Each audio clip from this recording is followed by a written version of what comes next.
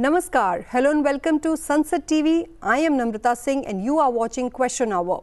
This show focuses on questions raised by members in both houses of parliament concerning matters of national interest. In the Rajya Sabha, members from various parties posed questions related to 10 ministries and sought responses from the respective ministers. In the Lok Sabha, members from diverse parties raised questions pertaining to 18 ministries and sought responses from the respective ministers. Now, let's take a look at some of the important questions and their replies. Rajya Sabha member Mayank Bhai Jaydev Bhai Nayak asked the Minister of Women and Child Development the manner in which newly launched She Box portal aims to streamline the process of addressing complaints of sexual harassment at the workplace and the facilities it provides to ensure timely redressal for women. The ministry in its reply informed the House that the She Box portal is a publicly available centralized repository of information related to internal committees and local committees constituted at various workplaces across the country, whether in government or private sector, and also an end-to-end integrated complaint monitoring system. It provides for designating a nodal officer for every workplace who is required to ensure updation of data or information on a regular basis for real-time monitoring of complaints. A complaint on the portal can be filed by an aggrieved woman or any other person on behalf of the complainant. If the person filing complaint is the aggrieved woman herself, she has to log on to the portal by registering her basic details such as her work status, name, phone number and email.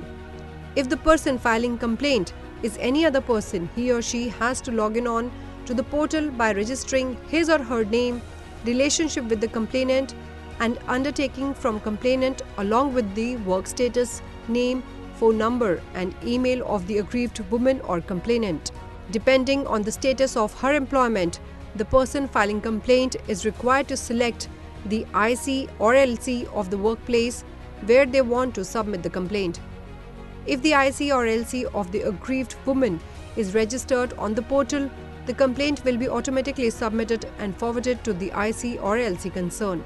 In case the IC of her workplace is not registered on the portal provides for an online process to obtain details of that workplace from the complainant and inform the state nodal officer and district nodal officer of the state or union territory and district concerned to ensure early registration of that IC. The She Box portal has monitoring dashboard for nodal officers at the center or state or union territory level and district level to see the number of cases filed, deposed and pending, including those beyond the prescribed timeline. Similar feature is built for the complainant to track status of her complaint. Further, the portal has the facility to generate reports in respect of IC or LC of a particular ministry or department or state or union territory or private sector or district to facilitate better monitoring by supervisory authorities and adherence to the prescribed timelines. Any complaint filed on the She Box portal reaches directly to the IC of the workplace concerned or LC of the district, as the case may be. The portal is so designed that it masks the details of the complainant to maintain confidentiality. Except the chairperson of the IC or LC, no other person is able to see the details or nature of the complaint registered. Built in accordance with the provisions of the Sexual Harassment of Women at Workplace Prevention, Prohibition and Redressal Act 2013.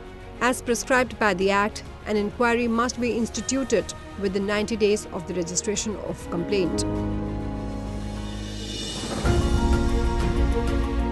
Lok Sabha members Manish Jaiswal and Darshan Singh Chaudhary asked the Minister of Railways the features of Amrit Bharat Station Scheme, the number of stations covered or redeveloped under the said scheme, and the manner in which these stations will facilitate better passenger experience in Indian Railways. Jharkhand के complete पूरे railway की transformation के लिए माननीय मोदी जी एक प्रयासरत है। बहुत अच्छा फंड एलोकेशन झारखंड के लिए किया है और प्रोजेक्ट्स का भी रेगुलरली फॉलोअप होता है। इसके अलावा भी माननीय सांसद महोदय के जो प्रश्न जो इन्होंने जो मांग की है उसको मैंने नोट में लिया है। माननीय सांसद जी के साथ में डिटेल में चर्चा करके उनको आगे बढ़ाने का काम करेंगे। विश्व में सबसे बड़ा स्टेशन रीडेवलपमेंट प्रोग्राम हिंदुस्तान में चल रहा है। 1300 स्टेशन का एक साथ माननीय प्रधानमंत्री जी ने अप्रूव किया है और उसका काम बहुत विस्तृत तरीके से चल रहा है। कई स्टेशंस तो इतने बड़े स्टेशंस हैं कि उस पर 700-800 करोड़ रुपए का भी खर्चा हो रहा है। बहुत सारे स्टेशन हैं जिन पे 100 से 200 करोड़ के बीच में इन्वेस्टमेंट हो रहा है। तो माननीय अध्यक्ष जी, ये इतना बड़ा कार्यक्रम एक बार एक बड़े लेवल पे चला जाए, उसके बाद में फिर माननीय सांसद महोदय के साथ सबके साथ विचार करके और स्टेशंस का भी उसके बाद में विचार किया जाएगा। लेकिन अभी हमारा फोकस होना चाहिए कि ये 1300 स्टेशंस हैं, इनका कंप्लीट करें और एक अच्छी देश भर में जो अपेक्षा है रेलवे से, वो उस अपेक्षा के अनुरूप स्टेशंस का डेवलपमेंट करें। पहला विषय छोटे स्टेशन का है।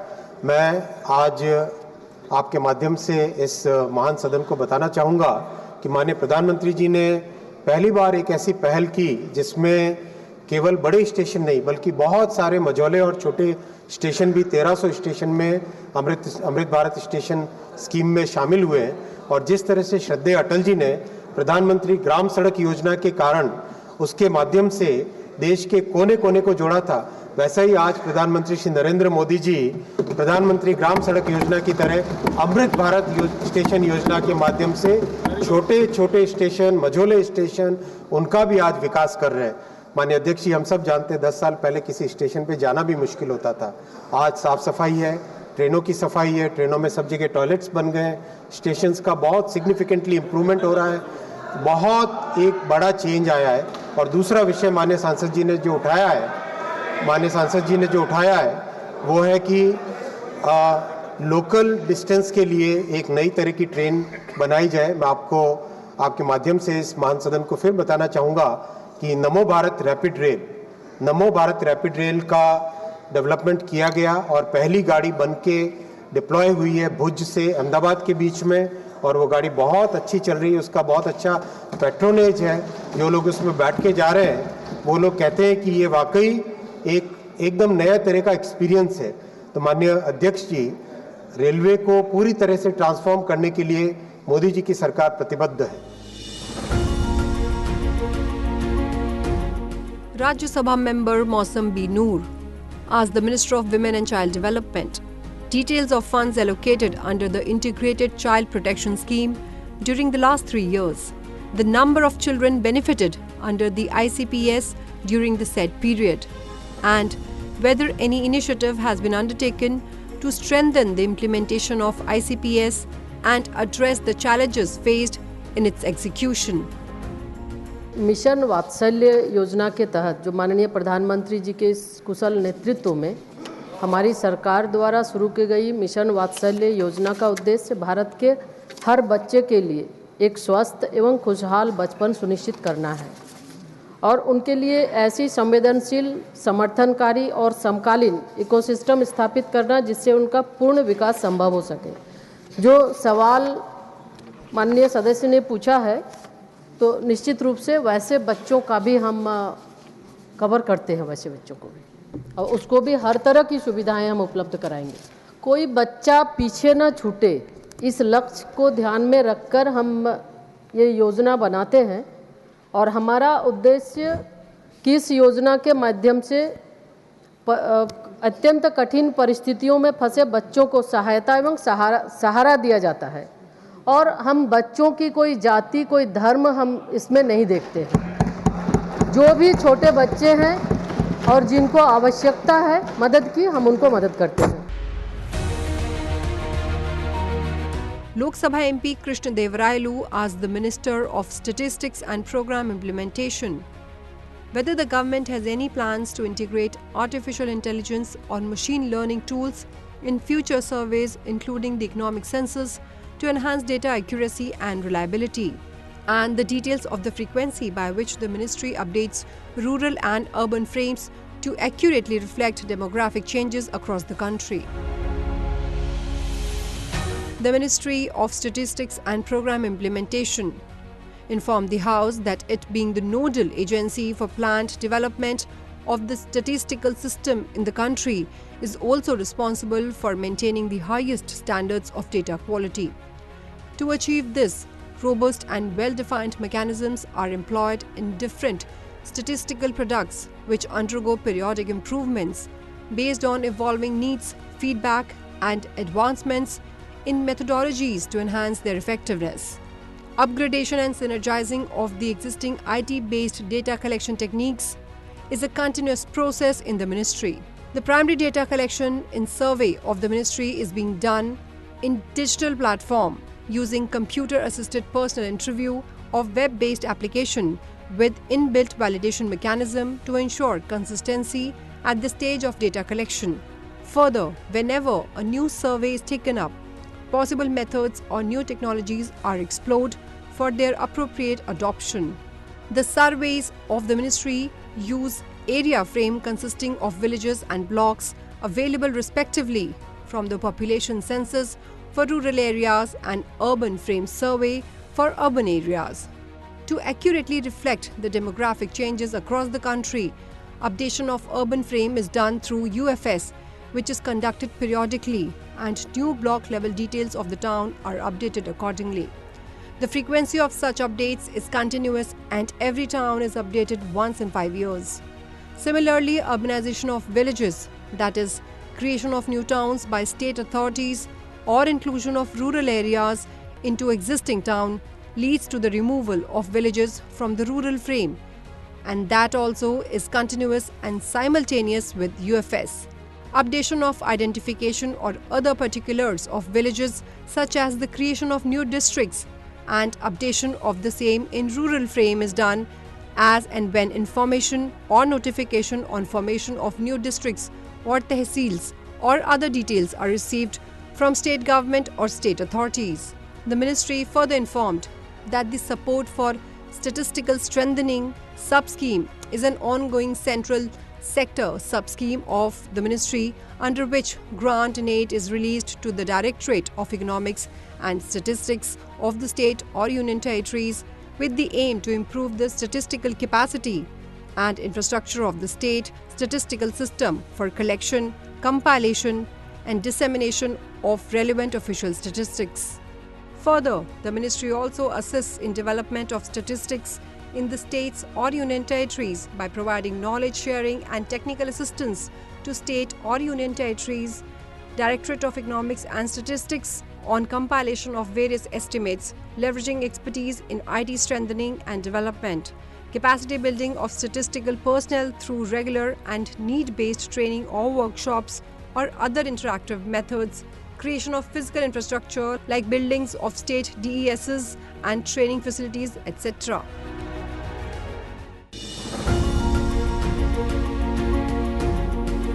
Lok Sabha members Suresh Kumar Shetkar and Itela Rajendra asked the Minister of New and Renewable Energy whether an allocation of 10,000 crore rupees has been made during current financial year for Pradhan Mantri Surya Ghar Muft Bijli Yojana, which aims at providing subsidized rooftop solar installations to 1 crore households, and the Yojana offers 300 units of free electricity. And details of present status of the Yojana along with the funds sanctioned or spent thereunder till now. Sir, there is a portal as far as PM Surya Ghar is concerned. The target is 1 crore household, and more than approximately I am telling, more than 1.5 crores have already been registered, and more than approximately 6.5 lakhs, 6.28 lakhs to be precisely, have already been connected. And there is a portal. And we have repeatedly requesting all the state government to encourage the PM Surya Ghar, which is in real term, it is Muft Bijli for the poor people and middle class people. And I request honorable members, I don't want to politicize the issue. Telangana, as far as overall renewable is concerned, it is lagging behind. The overall Telangana, as of today, it's only 3.7% of the registrar's application they have been connected. There is a major role of the state government and the DISCOMs. DISCOMs have to provide net metering. DISCOM, many in the states, still there is a physical verification system has been there. And through portal, anybody can apply, and vendor list is available on the portal. And this is very, very user-friendly. And anybody, if there are any issues through that portal, if it is brought to the notice of the ministry, we will immediately address it. And it is very, very encouraging. Many states, they are doing extremely well. And as far as overall renewable is also concerned, either in PM Kusum or in the total installed capacity, the Telangana is still lot they have to do. I only request, I am only giving you this figure to kindly talk. I appeal to the entire house. This is really a most sustainable model. When it comes to the 300 units, minimum 300 units will be generated by 3 kilowatt of the solar installed capacity, that is rooftop, under PM Surya Ghar. It will minimum generate 300 units of the electricity every month. So in reality, it is a very good scheme. It is sustainable scheme. Instead of giving free without any budgetary provision and making DISCOMs in a way unviable, this is the best scheme. It is a demand-driven project. 75,000 crores has been allocated. And if अगर आपके कोई भी आपके constituency के घर के ऊपर solar model जो रूफटॉप सोलर लगाए तो अंडर पीएम सूर्य घर with in maximum 15 to 21 days the amount will be credited to their account, the beneficiary account, and there are vendors and vendor list is also published in the portal. Anybody can approach, and even those vendors are also helping the beneficiary to take the benefit of this project, sir. जहाँ झुग्गी झोपड़ी है, जहाँ लोग भाड़े पे रहते हैं, भारत सरकार का माननीय प्रधानमंत्री नरेंद्र मोदी जी का विजनरी लीडरशिप में हमने पीएम आवास योजना में भी पक्का घर दे रहे हैं। अगर इस पक्का घर का जो योजना है पीएम आवास योजना, उसमें सभी स्टेट इसका उपयोग करके अगर पक्का घर बनाता है तो एक तो उस घर के ऊपर हम इवन 1 किलोवाट भी हम 1 किलोवाट पे मिनिमम 100 to 110 यूनिट्स जनरेट होता है। उस जनरेशन से उनका जो 50-60 यूनिट्स है वो 50-60 या 70 यूनिट्स वो उपयोग करके बाकी वो बेच सकते हैं डिस्कॉम को। ये सब already it is in place. और इसके साथ ही साथ एक रेस्को मॉडल है, आरई सर्विस कंपनी जो है वो जीरो इन्वेस्टमेंट मॉडल पर भी भारत सरकार के सब्सिडी लेके वो एक ग्रुप सोलराइजेशन का, ग्रुप रूफटॉप सोलराइजेशन हो, एक ग्रुप सोलराइजेशन हो, वो कर रहा है। ऐसे तो ओडिशा में नया गवर्नमेंट इसमें काम भी किया है। उधर का जो डिस्कॉम है टाटा पावर, ये सपोर्ट करके हर घर के ऊपर वो रूफटॉप सोलर पीएम सूर्य घर योजना में लगा रहे हैं। इसीलिए उनका कोई इन्वेस्टमेंट नहीं है। जो कुछ भी एक्सेस इलेक्ट्रिसिटी जनरेट होगा that will go to the discoms, but entirely free of cost in a RESCO model में ऑलरेडी कर रहे हैं। इसी के साथ ही साथ ट्राइबल एरिया में प्रधानमंत्री जनजाति आदिवासी नया महाअभियान में पीएम जनमन में और धरती आभा जनजातीय ग्राम उत्कर्ष अभियोजना में 1 lakh unelectrified household through off the grid solar system provided 100% financial support for 50,000 household. ये भी है। ऐसे बहुत स्कीम्स है। मैं सबसे विनंती करता हूं ये सब स्कीम्स का उपयोग करते हैं तो देश में गरीब से लेके अमीर तक सभी लोग इस योजना का उपयोग कर सकते हैं। इससे एक तो ग्लोबल वार्मिंग ये सब जो हो रहा है पोल्यूशन, इसका भी समाधान निकलेगा और फ्री इलेक्ट्रिसिटी भी मिलेगा. There are many schemes with the various departments, and if state government supports, this is going to be the most successful model. And this PM Surya Ghar Muft Bijli Yojana jo hai, this is the one of the biggest scheme of the world where free of cost of electricity is supplied. This is the Modi's vision. This is what I would like to clarify. Rajya Sabha member Dr. V. Sivadasan asked the Minister of Education the amount allocated for education to the Ministry of Education in Union budget as a percentage of GDP of the country, the year-wise details since 2021, the amount allocated for education in the Union budget, budget estimates and actual expenditure since 2021. Led by Prime Minister Modi is giving emphasis to research. According in the recommendation of National Education Policy 2020, recently, none else than Honorable Prime Minister himself preside over the Anusandhan National Research Foundation. Every year, not only through Education Department pipeline, through different ministries pipeline. If I cite one example for greater understanding, today our educational institutions are quite capable to achieve the greater height through cutting-edge research. 5G and towards 6G. Our indigenous technology is already on table, is already on implementation, and by an Indian company, developed by 6 prestigious Indian institutions, IIT and CDAC. And all this fund is coming from Ministry of METI. So in India, our expenditure in research R&D is increasing every year. The National Education Policy 2020 is recommending spending on education 6% of the GDP. Today, our total expenditure is around 4.12. This is the current number. Every year, from union, education is in the concurrent list. Spending by states, union territories, spending by Education Ministry, and also spending by other ministry like Honorable Leader of the House, Honorable Jagat Prakash Nadda is in charge of health sector. He is in charge of medical education sector and also chemical, that medicine department is known as pharmaceutical. He is spending substantially in medical education and in the pharmaceutical education. Putting together our in the previous supplementary, I have assured the House, every year there is a amount wise our budget size is increasing, our spending in education is increasing.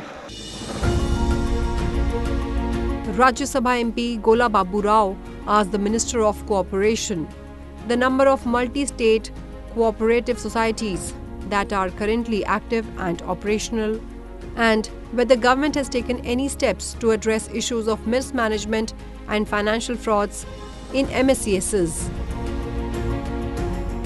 कि सहकारी क्षेत्र को शुद्ध करने और उसकी पारदर्शिता बढ़ाने के लिए ये मल्टी स्टेट जो कोऑपरेटिव सोसाइटीज़ हैं और इनमें जिस तरह की धोखाधड़ी और कुप्रबंधन कई बार देखने को मिलते हैं, उसको रोकने के लिए सरकार ने बहुत अच्छे कदम उठाए हैं। उदाहरण के लिए कि कंकरेंट जो ऑडिट था, जो पहले नहीं होता था, साल में होता था, कहीं गड़बड़ है, कहीं धोखाधड़ी है तो तुरंत उसको संज्ञान में आए, उसके लिए सरकार ने कंकरेंट ऑडिट के प्रावधान किया है। सहकारी निर्वाचन प्राधिकरण का गठन किया है, सरकारी अम्बेड्समैन की नियुक्ति की है, समितियों के सूचना अधिकारी की नियुक्ति की है, ऑडिटरों का पैनल बनाया है CAG के द्वारा जो बना हुआ है, समितियों के निदेशकों की अयोग्यता संबंधी प्रावधान किया गया है, बैठकों के लिए क्वारम निश्चित किया गया है, CEO के संबंध में योग्यता निर्धारित की है, उसके लिए अनेक प्रावधान किए हैं।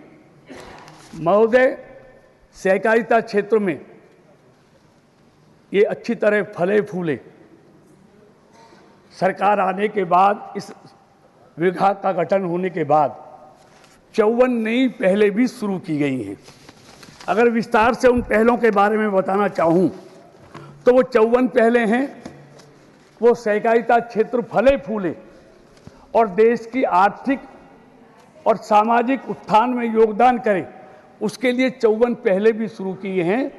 और आप जानेंगे कि जो मल्टी स्टेट कोऑपरेटिव सोसाइटी जो आज़ादी से लेके अब तक 1702 बनी, उनमें मंत्रालय बनने के बाद 256 नई मल्टी कोऑपरेटिव सोसाइटी बनी है। जैसा मैंने अभी माननीय सदस्य को बताया था कि पूरे देश में अभी 1702 मल्टी कोऑपरेटिव सोसाइटी है, जिसमें से 100 गैर कार्यशील हैं।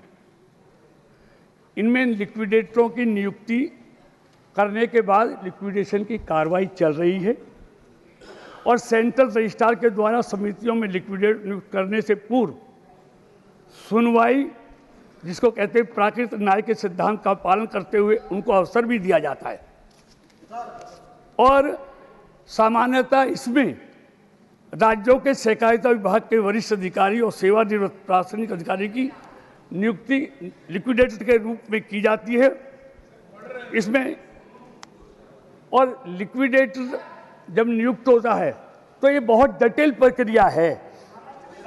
इसमें न्यायालय की कार्रवाई भी होती है और सरकारी एजेंसीज भी होती हैं, तो इसमें समय लगता है क्योंकि एजेंसी इसमें इन्वॉल्व होती है और न्यायालय में मुकदमे लंबित होते हैं, इसलिए जटिल प्रक्रिया है, इसमें समय लगता है।